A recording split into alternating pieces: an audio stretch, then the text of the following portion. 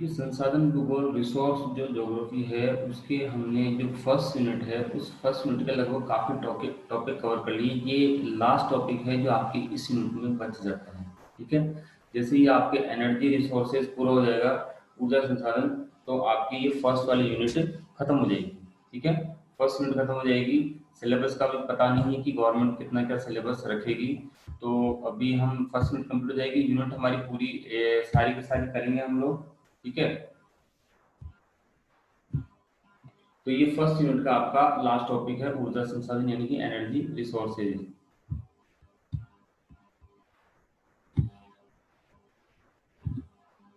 तो अब तक जो थी हमने जो बेसिक चीजें थी जो रिसोर्स ज्योग्राफी के संसाधन भूगोल की वो की थी।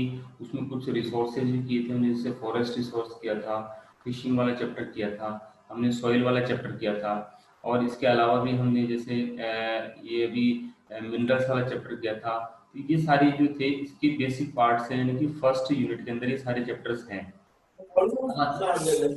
अब आता है आपके ऊर्जा संसाधन यानी कि एनर्जी रिसोर्सेज। देखिए मिनरल्स और ऊर्जा में पहले फर्क समझिए, दोनों के अंदर फर्क क्या है कि जो खनिज संसाधन है और ऊर्जा संसाधन है, दोनों में अंतर ये कि खनिज संसाधन से हमें ऊर्जा नहीं मिलती है। खनिज संसाधन केवल हम वस्तुएं बना सकते हैं, उनका निर्माण कर सकते हैं, उनको काम में ले सकते हैं। लेकिन जो ऊर्जा संसाधन है उनकी खास बात है कि उनसे ऊर्जा निकलती है और उस ऊर्जा को हम अपने बहुत सारे कामों में उपयोग लेते हैं। जैसे पेट्रोल है, पेट्रोल एक ऊर्जा का साधन है, कोयला है वो एक ऊर्जा का साधन है, हम प्राकृतिक गैस की बात करते हैं वो एक ऊर्जा का साधन है। ये ऊर्जा संसाधन ऐसे संसाधन हैं जो एक बार नष्ट होने के बाद में दोबारा रिक्रिएट होने में इनको लाखों करोड़ों वर्ष लगते हैं, यानी कि दोबारा बनने में इतना टाइम लगता है। तो इनको एक बार काम में लेने के बाद में काफी समय लगता है दोबारा बनने में। तो ऊर्जा संसाधन के अंदर हम जो बात करते हैं वो आता है हमारे पेट्रोलियम। उसके अलावा हम बात करते हैं इसके अंदर कोयला, कोयले के साथ में फिर इसमें आता है प्राकृतिक गैस, जो सीएनजी ये एलपीजी गैस होती है वो। उसके बाद हम बात करते हैं, हमारे एक आता है सौर ऊर्जा। सौर ऊर्जा भी इसके अंदर आती है, और जल ऊर्जा, पवन ऊर्जा, ये सब इसके अंदर आती है। लेकिन जो बेसिक हम भूगर्भ से प्राप्त करते हैं उनकी बात करते हैं तो वो तीन ही हमारे पास, पेट्रोल, कोयला और उसके अलावा प्राकृतिक गैस, ये तीन जो संसाधन हमें भूगर्भ से प्राप्त होते हैं। जबकि हम सौर ऊर्जा, जल ऊर्जा और पवन ऊर्जा ये हम खुद क्रिएट करता है, मनुष्य इनको खुद क्रिएट करता है, तो उस चीज के अंदर बात नहीं की जाती है। तो वर्तमान में हमें जो है, वर्तमान में पृथ्वी पर हमें ऊर्जा विभिन्न रूपों में मिलती है। ठीक है, जिनमें कहीं खनिज संसाधनों से, कोयला, पेट्रोलियम, प्राकृतिक गैस से, तो कहीं भौतिक क्रियाओं से, जिसमें हमने अभी बात की थी भौतिक क्रियाएं, ज्वार भाटा हुआ, पवन हुई, सौर ऊर्जा हुई। सूर्य से जो ऊर्जा मिलती है वो भौतिक क्रिया है। पवन जो चलती है वो भी एक भौतिक क्रिया है, फिजिकल एक्टिविटी है। तो ज्वार भाटा जो समुद्र के अंतर्गत आता है वो भी क्या है, फिजिकल एक्टिविटी है। तो इस प्रकार के स्रोतों से क्या है, जो पृथ्वी है उसके ऊपर जो है ऊर्जा प्राप्त होती है। ठीक है, तो ये हमारे ऊर्जा एनर्जी के रिसोर्सेज हैं। ठीक है, अब उसमें सबसे पहले हम बात करेंगे हमारे पेट्रोलियम की। देखिए वन बाय वन पेट्रोलियम हुआ, कोयला हुआ और फिर प्राकृतिक गैस हुआ, इनकी हम बात करेंगे। तो ये इसमें बात क्या करते हैं, देखिए पेट्रोलियम है कि वो कहाँ कहाँ मिलता है। ठीक है, उसके क्या क्या उपयोग है, कौन से देशों में इसका उत्पादन होता है, कौन से देशों को ये की आयात किया जाता है, कौन से देशों को ये निर्यात किया जाता है। तो ये सारी एक्टिविटीज हैं। आपके जब परीक्षा में प्रश्न आता है तो आपको मिनरल्स के ऊपर या फिर जो हम बात करें आपके पेट्रोलियम के ऊपर या कोयला के ऊपर कोई प्रश्न आता है, तो उन प्रश्नों को आपको इसी तरीके से डील करना होता है कि पहले सबसे पहले तो उसका क्या उपयोग है, उसके उपयोग के बाद में कि वो किन किन क्रियाओं में काम में आता है।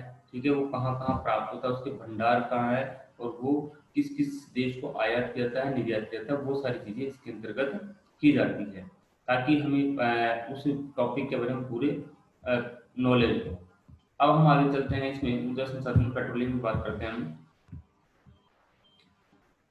देखिए वर्तमान, अगर प्रेजेंट टाइम की बात करते हैं तो वर्तमान समय में प्रत्यक्ष या अप्रत्यक्ष रूप से, यानी कि डायरेक्ट या इनडायरेक्ट दोनों तरीके से क्या है, जो हमारी जो दैनिक क्रियाएं हैं, यानी कि हमारे जो डेली रूटीन की जो एक्टिविटीज है, उनमें क्या है, पेट्रोलियम का जो है सबसे ज्यादा उपयोग होता है।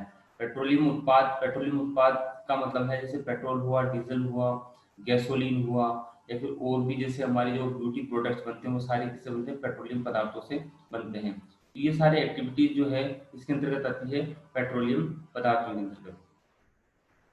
अब इसके अलावा जो प्रकाश करने के उद्योगों में, मशीनों में, वस्त्रों में आदि में स्नेहक के रूप में कृत्रिम रबड़ के निर्माण में, प्लास्टिक में, नायलॉन, टेरिलॉन, दवाइयाँ, खाद्य सामग्रियाँ, मतलब पेट्रोलियम के बहुत सारे उपयोग है। हर हर चीज के अंदर इसका उपयोग किया जाता है। जैसे कि दवाइयों में इसका उपयोग किया जाता है, जैसे इसके हम बोलते हैं जो कपड़े हैं, कपड़ों को धुलाई के अंदर उसका प्रयोग किया जाता है, प्लास्टिक को बनाने में इसका उपयोग किया जाता है। ये सारी एक्टिविटीज जो है पेट्रोलियम पदार्थों से की जाती है।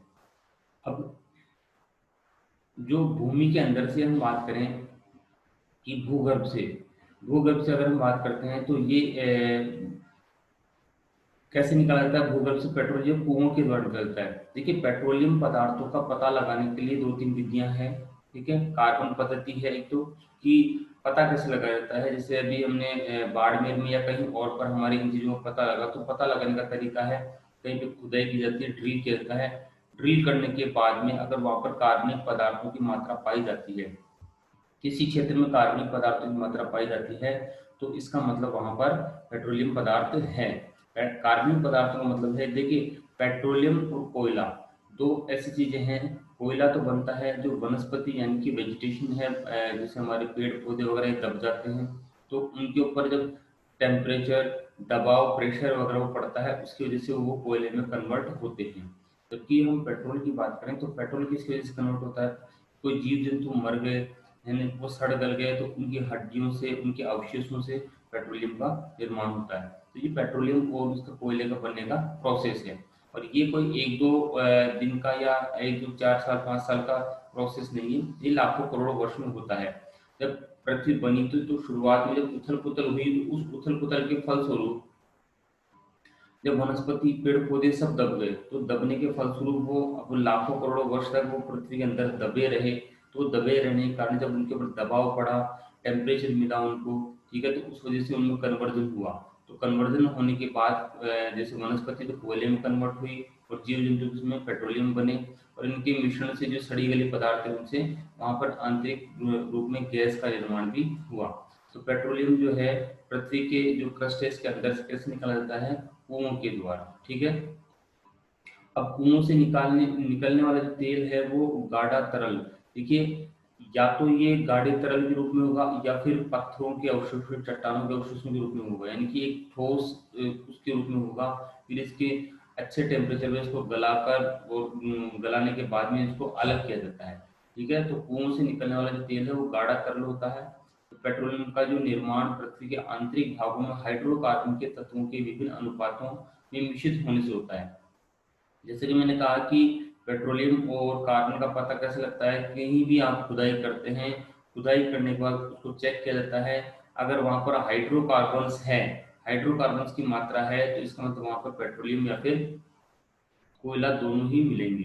ठीक है, तो हाइड्रोकार्बन्स की मात्रा के आधार पर, अगर हाइड्रोकार्बन्स की मात्रा 50-60% से ऊपर है, इसका मतलब वहां पर अच्छे खासे भंडार है।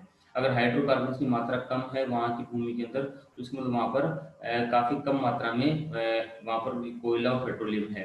तो इसके आधार पर उसका पता लगाया जाता है। तो भूगर्भ से जो प्राप्त होता है, जो क्रस्ट के अंदर से जो पेट्रोल जो प्राप्त होता है, उसमें बहुत सारे पदार्थ मिले होते हैं। ऐसा नहीं कि शुद्ध रूप में मिलता है।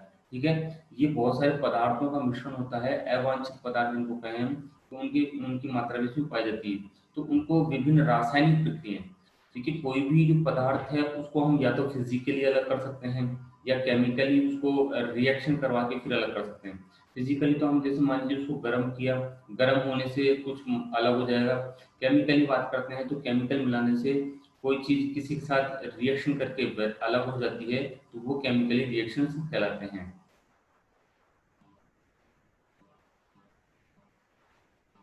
तो विभिन्न रासायनिक प्रक्रियाओं के द्वारा शुद्ध व परिवर्तित किया जाता है। फिर कुओं से निकलने वाला जो तेल है उसमें अनेक प्रकार की अशुद्धियां सम्मिलित रहने के कारण इसे अशुद्ध तेल, आपने नाम सुना होगा एक क्रूड ऑयल का। ठीक है, क्रूड ऑयल का नाम सुना आपने, तो क्रूड ऑयल का मतलब है कि जो पेट्रोल के अंदर अशुद्धियां मिली होती है, उनको मिक्सअप को जो मिक्सअप होता है उसको कहा जाता है क्रूड ऑयल। अब आपने एक वर्ड सुना होगा कि एक बैरल। अंतरराष्ट्रीय मार्केट में क्रूड ऑयल का जो मार्केट चलता है, जो बिकता है, ये वो बैरल में बिकता है। अब दिमाग में सवाल ये आता है कि एक बैरल में कितना लीटर होता है। तो एक बैरल में 155 लीटर के समथिंग होता है। तो 155 लीटर के आसपास एक बैरल के अंतर्गत होता है।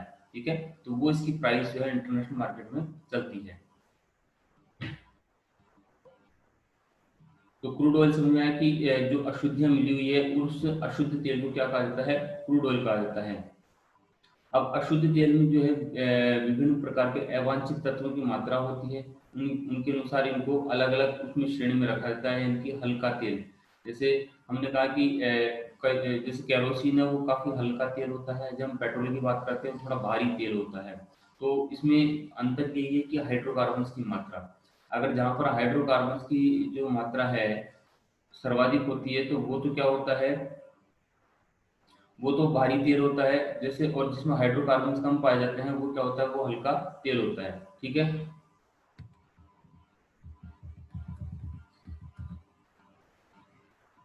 अब हम बात करें कि प्राचीन समय में जो ऊर्जा संसाधन के रूप में जो सबसे ज्यादा उपयोग किया जाता था, वो था कोयले का।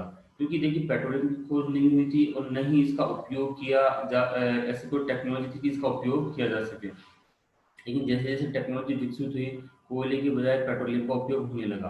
कोयले का जो उपयोग है वो सीमित हो गया। पहले जो कल कारखाने थे उन सब में कोयला कोयले से ही भट्टियां चलाई जाती थी।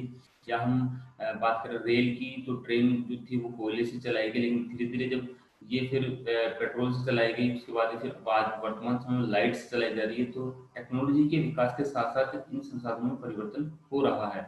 तो वर्तमान समय में जो है कोयला की अपेक्षा पेट्रोलियम का ऊर्जा संसाधन के रूप में सबसे अधिक उपयोग किया जाता है। कि एनर्जी रिसोर्सेज में जो सबसे ज़्यादा बात करें हम, तो किसका उपयोग किया जाता है, सबसे ज़्यादा उपयोग किया जा रहा है अभी वर्तमान में पेट्रोलियम का। कोयले का इतना नहीं किया जा रहा है, क्योंकि पेट्रोलियम को कोयले की तुलना में अधिक आसानी और सावधानी पूर्वक संचय में एक स्थान से दूसरे स्थान पर पहुंचाया जा सकता है। देखिए कोयले को आप संचित करने के लिए काफ़ी स्पेस चाहिए होता है। क्योंकि वो ठोस रूप में होता है तो उसके लिए काफ़ी स्पेस चाहिए होता है। और उसको एक जगह से दूसरी जगह ले जाने में वो काफ़ी कॉस्टली होता है। कि जब आप किसी ठोस पदार्थ को एक जगह से दूसरी जगह लेके जाओगे तो उसका जो माल भाड़ा जो खर्चा आएगा वो ज़्यादा आता है। जबकि ये लिक्विड फॉर्म में है, ये अधिक मात्रा में एक स्थान से दूसरे स्थान पर ले जाया जा सकता है, या पाइपलाइन से डालकर उसको एक स्थान से दूसरे स्थान पर पहुंचाया जा सकता है। तो कोयले की तुलना में ये जो पेट्रोलियम पदार्थ में जो पेट्रोल की बात करते हैं, ये बिल्कुल आसानी से उपयोग में लिया जा सकता है, एक स्थान से दूसरे स्थान पर ले जाया जा सकता है। और इसका संचय यानी कि उसको एक जगह इकट्ठा भी किया जा सकता है। और दूसरी, पेट्रोलियम से जो है कोयले की अपेक्षा अधिकतम ऊष्मा व ज्वलनशीलता प्राप्त होती है। देखिए कोयला को जब हम ऊष्मा के रूप में परिवर्तित करते हैं तो वो काफी समय लेता है। ठीक है। लेकिन अगर हम बात करें किसकी, पेट्रोलियम की, तो पेट्रोलियम को उतना समय नहीं लगता जितना कोयले को लगता है। तो हर चीज से देखा जाए तो पेट्रोलियम कोयले की तुलना में ज्यादा उपयुक्त है। उसके बाद हम बात करते हैं कि पेट्रोलियम की उत्पत्ति जो है कैसे हुई। पेट्रोलियम की जो उत्पत्ति है वो एक लैटिन शब्द के उससे हुई, शब्द से।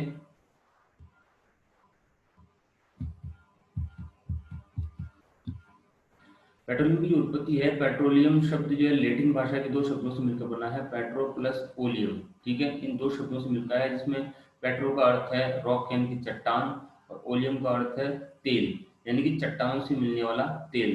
ठीक है। तो पेट्रोलियम का लगभग 60% उत्पादन जो कौन सी चट्टानों से मिलता है, ये उनका ध्यान रखिएगा। ये आपके जीके के पॉइंट ऑफ व्यू से अच्छा क्वेश्चन है कि कौन सी चट्टानों में मिलता है। तो ये मिलता है बलुआ एवं चूना पत्थर जैसे अवसादी। अवसादी मतलब कि ये सेडिमेंट्री रॉक्स में मिलेगा आपको। इग्नियस रॉक्स के अंदर पेट्रोलियम नहीं मिलेगा। जहां पर सेडिमेंट्री रॉक्स के जमाव है, लेयर्स जमी हुई है, परत दर परत, एक के ऊपर परत दूसरी जमी हुई है। तो उसका रीजन ये है कि जो अवसादी चट्टानें हैं यानी कि सेडिमेंट्री रॉक्स है, उन्हीं में ये वनस्पति दबी होती है। ठीक है, उन्हीं में जीव जंतु दबे होते हैं। और जो अवसादी जो लेयर्स है, चट्टानें हैं, उन चट्टानों की जो लेयर्स है, उन लेयर्स के अंदर छोटे छोटे छिद्र यानी कि छेद और वो जोड़ पाए जाते हैं। उन जोड़ों के बीच में ये इकट्ठा होता है। ठीक है। उन जोड़ों के बीच में जो वनस्पति और जो आपके जीव जंतु हैं वो सड़ गलकर उस अवस्था में आ जाते हैं कि वहां पर वो पेट्रोलियम के रूप में पाए जाते हैं। ठीक है। तो ये जो हमारे पेट्रोलियम पदार्थ है कहाँ मिलेंगे, ये हमें आपको ध्यान रखना है कि ये सेडिमेंट्री रॉक्स यानी कि अवसाद चट्टानों में मिलेंगे। और सेडिमेंट्री रॉक कौन सी होती है आपके, बलुआ पत्थर, जो आपके ये लाल कलर के जो पत्थर होते हैं वो है। चूना पत्थर की बात करें जो आपके संगमरमर वगैरह ये पत्थर होते हैं, तो ऐसे पत्थरों के बीच में ये पाए जाते हैं।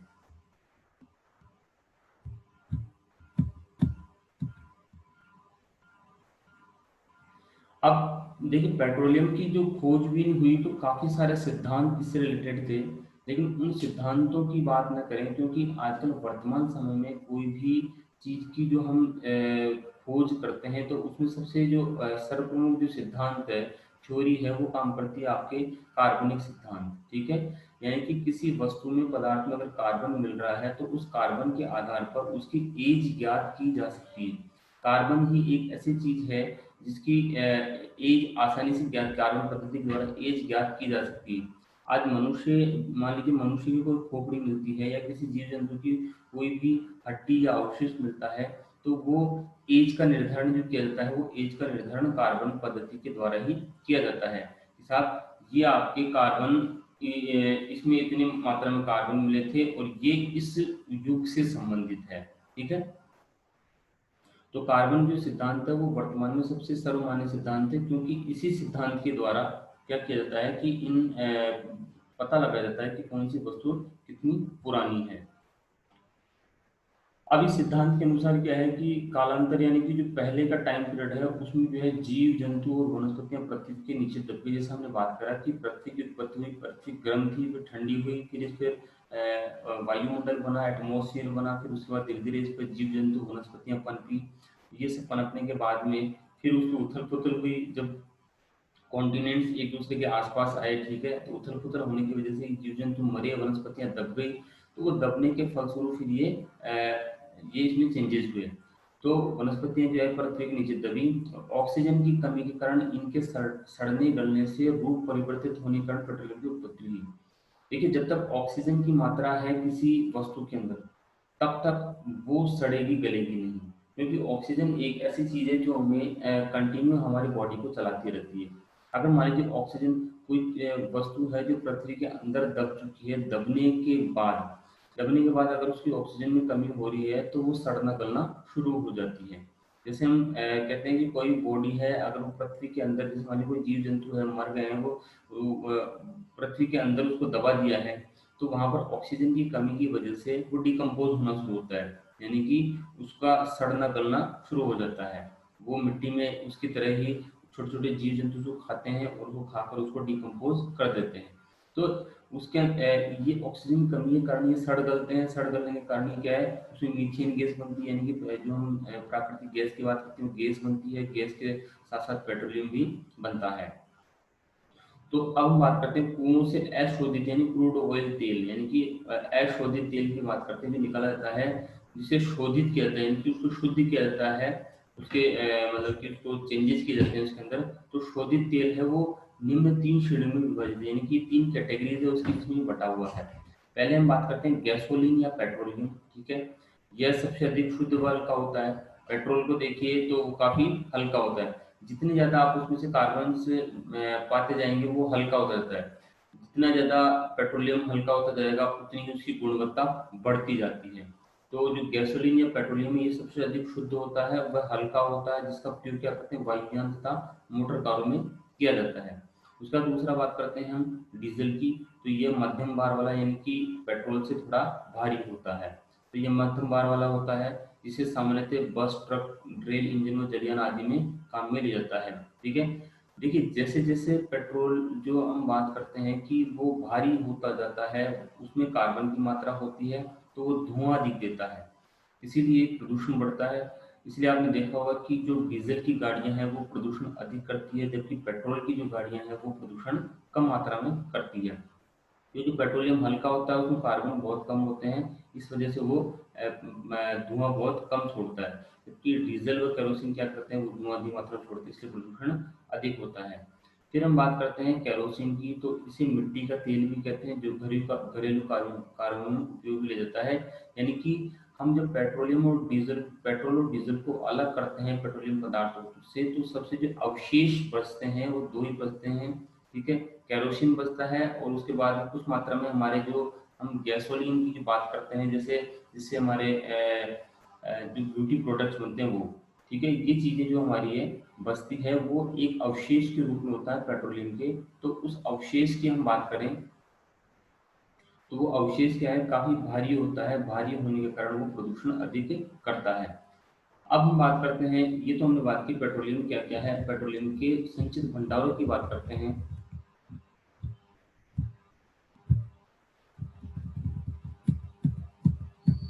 कि पेट्रोलियम का कहाँ कहाँ कितना कितना जमाव है। तो पेट्रोलियम के संचित भंडारों की हम बात करते हैं, तो संयुक्त राष्ट्र संघ के जो नवीन आकलन के अनुसार संपूर्ण विश्व में लगभग जो है 7,460 करोड़ मीट्रिक टन, ये इसका अनुमान लगाया गया कि 7,460 करोड़ मीट्रिक टन पेट्रोलियम के संचित भंडार है पूरे वर्ल्ड के अंदर। तो जिसका लगभग 50% जो है मध्य पूर्व में।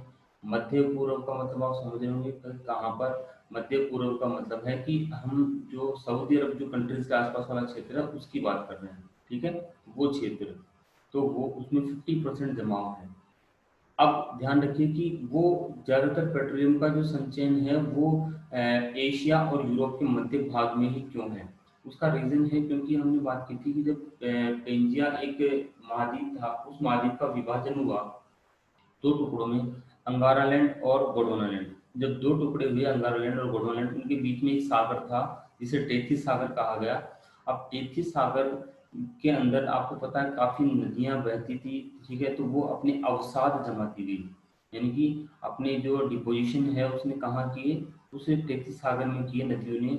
इसके साथ में वनस्पति, छोट काफी सारी मछलियां और अनेक जीव जंतु उस टेथिस सागर के अंदर थे।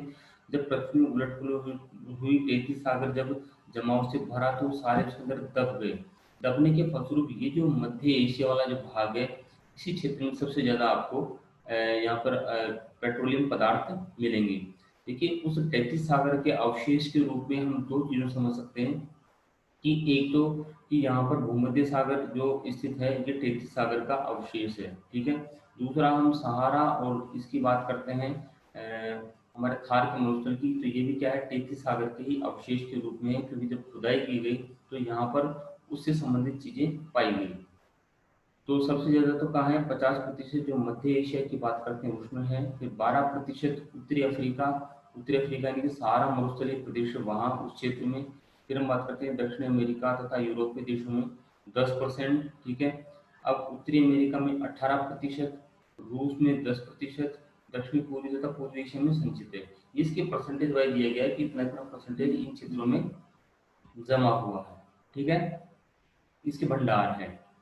तो विश्व की अगर हम बात करें तो 2/3 जो पेट्रोलियम है वो एशिया महाद्वीप में, अगर इसको टोटल 3 मानते हैं तो इसका 2/3 जो पार्ट है वो किस में जमा हुआ है, वो एशिया में जमा हुआ है, ठीक है। अब एशिया में भी कौन से क्षेत्र है जहां पर ये जमाव ज्यादा है, तो एशिया में अगर हम बात करें तो दक्षिण पश्चिम एशिया जो मैंने बात की थी सऊदी अरब वाला क्षेत्र है। तो सऊदी अरब क्षेत्र में ओमान, कुवैत, ये जो पास है ईरान, इराक, ये जो क्षेत्र है, देखिए ईरान के इराक की और यूएसए की जो लड़ाई का प्रमुख वजह थी जो 2003-4 के अंदर हुई थी सद्दाम हुसैन के साथ में, उसकी प्रमुख वजह यही थी कि उन्होंने सिर्फ ये कहा था यूएसए ने कि साहब ये तानाशाही कर रहे हैं, लोगों को परेशान कर रहे हैं या मार रहे हैं, इस तरीके का आरोप लगाया गया था। लेकिन बेसिक वजह ये थी कि जो इराक है उसने यूएसए को तेल देने से मना कर दिया कि साहब हम आपको पेट्रोलियम पदार्थ नहीं देंगे। अब यूएसए जो सबसे बड़ा इंपोर्ट वहीं से करता था, इराक से। अगर मान लीजिए कोई देश इस तरीके से मना कर देता है तो उसकी इकोनॉमी बिल्कुल तहस नहस हो जाती है।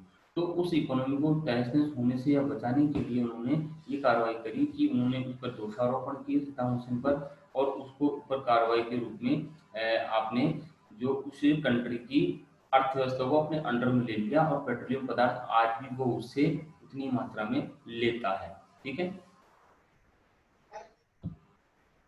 तो दक्षिण पश्चिमी एशिया में हम बात कर रहे थे, तो सऊदी अरब में जो है विश्व का 1/4 जमाव है। वन फोर्थ अगर चार हिस्सों में बांटते हैं तो केवल सऊदी अरब और इसके आसपास की जो कंट्रीज हैं इसमें जो पेट्रोलियम के हैं एक चौथाई जमा हुआ है। यानी कि ज़्यादातर जो पेट्रोलियम के कुएं हैं वो सारे इसी क्षेत्र में जमे हुए हैं। अब देखिए इसमें दो तीन जो है वजह है कि कितने एक तो ये जो सऊदी अरब वाला क्षेत्र है चारों तरफ से पानी से घिरा हुआ है। एक तरफ देखें तो अरब सागर है, एक तरफ देखें लाल सागर है, ऊपर देखें भूमध्य सागर है, एक तरफ है फारस की खाड़ी। तीनों चारों तरफ से घिरा हुआ है। और ज़्यादातर जो पेट्रोलियम के कुएं हैं वो यहीं पे इसके समुद्र तटीय इलाकों में ही खोदे गए हैं, स्थापित किए गए हैं, क्योंकि यहाँ से खोदकर पेट्रोल को यहीं से आयात निर्यात के लिए जलयान के द्वारा दूसरे देशों को भेजा जाता है, एक्सपोर्ट इंपोर्ट किया जाता है। ठीक है। अब सऊदी अरब में भी देखिए कौन कौन से देश है जहां पर इसके जमाव सबसे ज़्यादा है। हम बात करें ईरान की, इराक की, कुवैत तथा संयुक्त अरब अमीरात। ये पेट्रोलियम के विशाल भंडार है, सबसे ज़्यादा पेट्रोलियम का उत्पादन यही जो है तीन चार देश है ये करते हैं। अब यूरोप में जो हम बात करें, यूरोप में भी तो ग्रेट ब्रिटेन, नॉर्वे तथा कुछ पूर्वी देशों में पेट्रोलियम के भंडार है। तो वो गोंडवानालैंड का उत्तरी भाग है जहाँ भी चट्टानों के जमाव मिलते हैं अवसादी सेडिमेंट रोक से, तो वहाँ भी पेट्रोलियम के भंडार है। अब विश्व में पेट्रोलियम के उत्पादन की बात करते हैं हम कि कहाँ कहाँ कैसे कैसे इसका उत्पादन हुआ। देखिए पेट्रोलियम की प्राप्ति सर्वप्रथम संयुक्त राज्य अमेरिका जो है उसके पेंसिल्वानिया क्षेत्र की अलेगनी नदी बेसिन से सन 1848 में हेम्प्यूल क्यूर को हुई। एक भूगोलवेता एक व्यक्ति थे जिनका नाम था सैमुअल कीर। तो 1848 में पेट्रोलियम की सबसे पहले पेंसिल्वानिया क्षेत्र है यूएसए के अंदर आप देखोगे तो दक्षिण पूर्वी भाग है वहां पर है पेंसिल्वानिया। उस क्षेत्र में अलेगनी नदी बेसिन है उसके अंतर्गत पेट्रोलियम की प्राप्ति हुई। इसे सैमुअल ने सेनेका तेल का नाम दिया। फलस्वरूप सेनेका ऑयल, देखिए इसका पहले जो था क्रूड ऑयल या पेट्रोलियम नहीं कहा जाता था, इसे क्या कहा जाता था, इसे सेनेका ऑयल। क्योंकि इसे सैमुअल ने जो है खोज की तो इसको क्या कहा गया, सेनेका ऑयल कहा गया। सेनेका ऑयल कंपनी के कर्नल एडविन एल्डेक ने पेंसिल्वानिया के ट्रिक्सविले में तेल उत्पादन के लिए कुआं खोदने का कार्य किया सबसे पहले। ठीक है।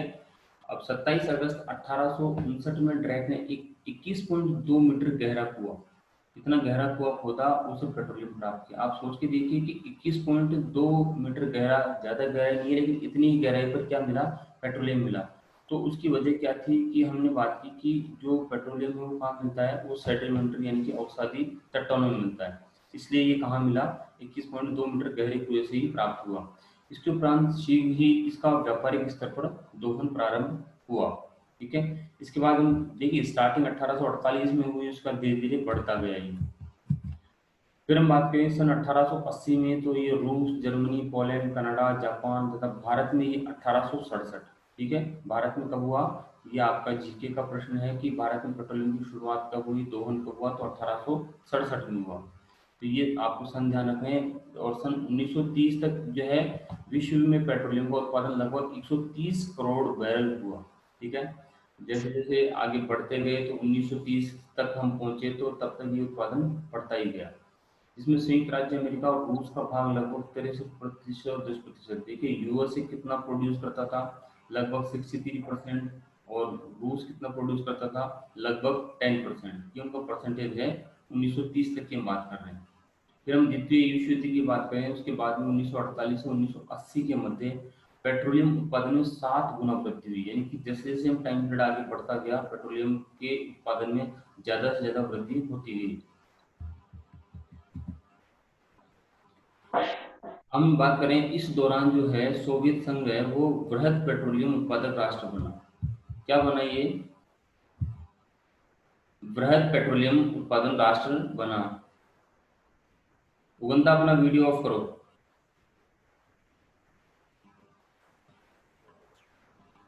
उगंता मीणा वीडियो ऑफ करो। तो इसमें द्वितीय विश्व युद्ध की बाद की बात करते हैं, तो 1948 से 1980 में जो है पेट्रोलियम उत्पादन में 7 गुना वृद्धि हुई। इस दौरान सोवियत संघ जो है सबसे बड़ा पेट्रोलियम उत्पादक बना। देखिए 1991 से पहले जो हम रूस की बात करते हैं सोवियत संघ की, वो काफी वृहद लेवल पर पेट्रोलियम उत्पादन करता था। ठीक है, क्योंकि सारे देश एकजुट थे। लेकिन जब इसका विघटन हुआ 1991, 14 देश से अलग हुए, तो उसके बाद में इसका उत्पादन बढ़ गया।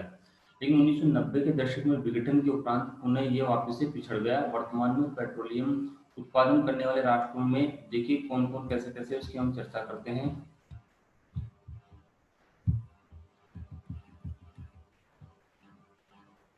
सबसे पहले हम बात करते हैं जो दक्षिणी पश्चिमी एशिया वाले क्षेत्र है उनकी। दक्षिणी पश्चिमी एशिया वाले जो क्षेत्र है वो पेट्रोलियम में क्या स्थान रखते हैं। तो दक्षिण पश्चिमी एशिया क्षेत्र में विश्व के कुल संचित भंडार का 2/3 जो तेल है दक्षिण पश्चिमी एशिया क्षेत्र में जमा है, जैसा कि हमने कहा था। तो यहाँ अनुकूल भूगर्भीय परिस्थितियां, सस्ते श्रमिक, परिवहन के लिए पाइपलाइनों का जाल फैला हुआ है और विदेशों से प्राप्त अधिकतम पूंजी। देखिए कोई भी देश है जो विकसित राष्ट्र है वो इन देशों में इन्वेस्टमेंट इस वजह से करता है क्योंकि अगर वो पूंजी लगाता है तो वहां पर उसका व्यापार बढ़ता है, ठीक है, और वो कंपनियों के द्वारा अपना उत्पादन करते हैं, एकाधिकार जमा लेते हैं किसी देश पर। आप देखेंगे जितनी भी अरब कंट्रीज है, इन अरब कंट्रीज पर फॉरेन कंट्रीज का जो विकसित राष्ट्र है जैसे अमेरिका हुआ, जापान हुआ, चाइना हुआ, इनका एकाधिकार है क्योंकि इन लोगों ने वहां पर इन्वेस्टमेंट इतनी मात्रा में कर दिया है कि वो अब इन्वेस्टमेंट करने के बाद में वहां पर उत्पादन इसका बढ़ता जा रहा है पेट्रोलियम का, तो उसकी वजह से इनका जो है प्रोडक्शन बढ़ता जा रहा है। अब इसमें कौन कौन से देश आते हैं जिनमें ये जो उत्पादन प्रोड्यूस होता है वो हम बात करते हैं। ईरान है, इराक है, ठीक है, कुवैत है, बहरीन है, सऊदी अरब है, अबू धाबी है, संयुक्त अरब अमीरात है, ओमान है, कतर है। ये सारे देश इसके प्रमुख उत्पादक देश हैं, ठीक है। अब दक्षिण पश्चिमी एशिया के सभी देशों ने मिलकर एक संघ का निर्माण किया है, पेट्रोलियम निर्यातक संघ यानी कि ओपेक, ठीक है, इसका निर्माण किया है जो पेट्रोलियम के निर्यात एवं उत्पादन को नियंत्रित। पहले क्या होता था, कोई भी देश आता था, अपना उपनिवेश बनाता इन देशों को और वहां पर पेट्रोलियम का उत्पादन करके अपने देश में भेज देता था, ठीक है। तो उसको नियंत्रित करने के लिए इन्होंने एक संगठन बनाया ओपेक के नाम से। उस संगठन को बनाने का मकसद यही था कि कोई भी देश जो है यहाँ पर उत्पादन करेगा तो इन्वेस्टमेंट की शर्तों पे करेगा कि आपको इतना इन्वेस्ट करना है, इतना ही आप पेट्रोलियम निकाल सकते हो, इतना ही आपको निर्यात आयात करने का छूट रहेगी, ठीक है। तो वो ऐसे दिशा निर्देश जारी किए गए जिससे कि कोई देश किसी यहाँ पर देशों पर अपना उपनिवेश न बना सके। तो ये पेट्रोलियम के निर्यात एवं उत्पादन को नियंत्रित करने वाला संगठन था। अब पश्चिमी एशिया के जो पेट्रोलियम के उत्पादक देशों के लगभग सभी उत्पादन क्षेत्र जो फारस की खाड़ी, आप देखेंगे मैप के अंदर लोकेशन, तो जो फारस की खाड़ी है उसके चारों तरफ का जो विस्तृत क्षेत्र है यानी कि जलमग्न तटीय क्षेत्र यानी कि जहाँ पर पानी वाला क्षेत्र है, उस क्षेत्र में सारे तेल के कुएं खोदे गए हैं, वहीं पर ये सारे तेल के कुएं स्थित हैं जहाँ से पेट्रोलियम अधिकतर मात्रा में निकल रहा है।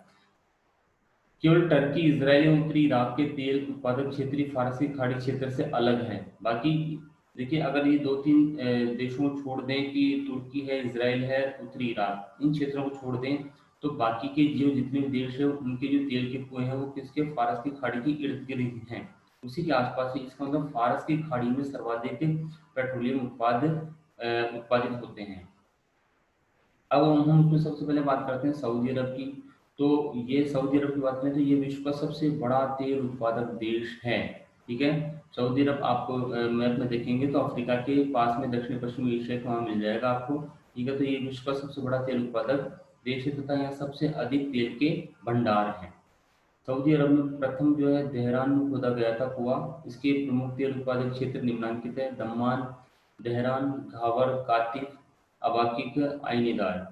तो ये क्या है, ये सारे जगहों के नाम है जहाँ पर तेल का उत्पादन किया जाता है। अब इन जगहों से तेल जो है पाइपलाइन द्वारा फारस की खाड़ी तक, फारस की खाड़ी से थोड़े दूर हैं ये जो कुएं हैं, वहां से पाइपलाइन बिछाकर और फारस की खाड़ी तक के तट तक तेल को पहुंचाया जाता है।